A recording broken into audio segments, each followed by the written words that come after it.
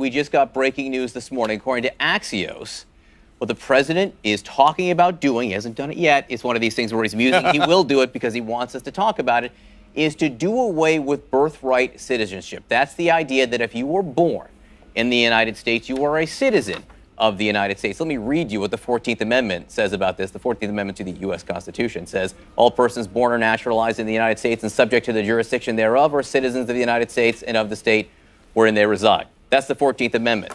This is what the president wants us to talk about a week before the election. Listen. Some legal scholars believe you can get rid of birthright citizenship without changing the Constitution. With an executive order. Exactly. Right. Have you thought about that? Yes. Tell me more. It was always told to me that you needed a constitutional amendment. Right. Guess 14th what? Amendment. You don't. You don't. Number one, you don't need that. Number two, I mean, that's in dispute. You could definitely that's very much in dispute. Well, you can definitely do it with an act of Congress, but now they're saying I can do it just with an executive order. Now, how ridiculous. We're the only country in the world where a person comes in, has a baby, and the baby is essentially a citizen of the United States for 85 years with all of those benefits. It's ridiculous. It's ridiculous. And it has to end. Have you talked about that with counsel? Yeah, I have. So where in the process? It's in the process. It'll happen. With an executive order. That's what you're talking about, right? Yeah, that's it's exactly very interesting. what I'm talking about. I didn't think anybody knew that but me. I thought I was the only one. It's in the process. It will happen. Wants us talking about it 1 week before the election. And it is very much, it's more than in dispute. Many, if not most, constitutional scholars say it could not be done with an executive order. David, the point is not the legality. The point is the discussion. The point is this is what the president wants to be talking about 7 days before. And we're taking the bait. Well, and Republican strategists want it too. Yeah, there's no question about it. I mean, this is the hardline immigration message.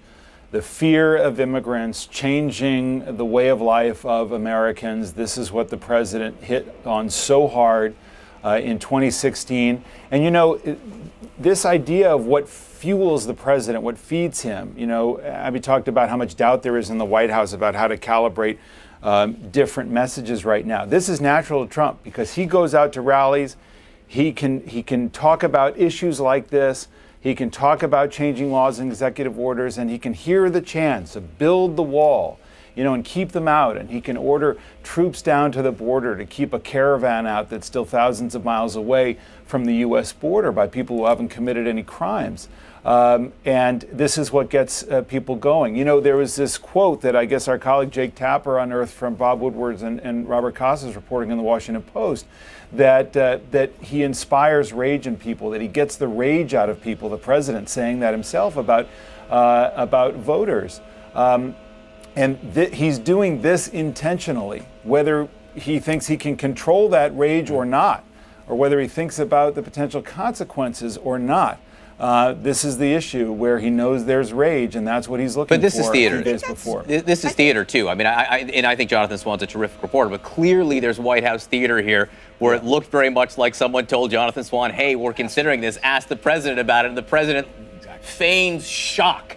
That somehow this reporter. And it's theater, by the way, as to whether he'd actually follow through with it. I mean, look at how embarrassed he was by the family separations because of this, you know, attempted deterrence. And then within a week, they backed off of that, saying, oh, no, that's an awful thing.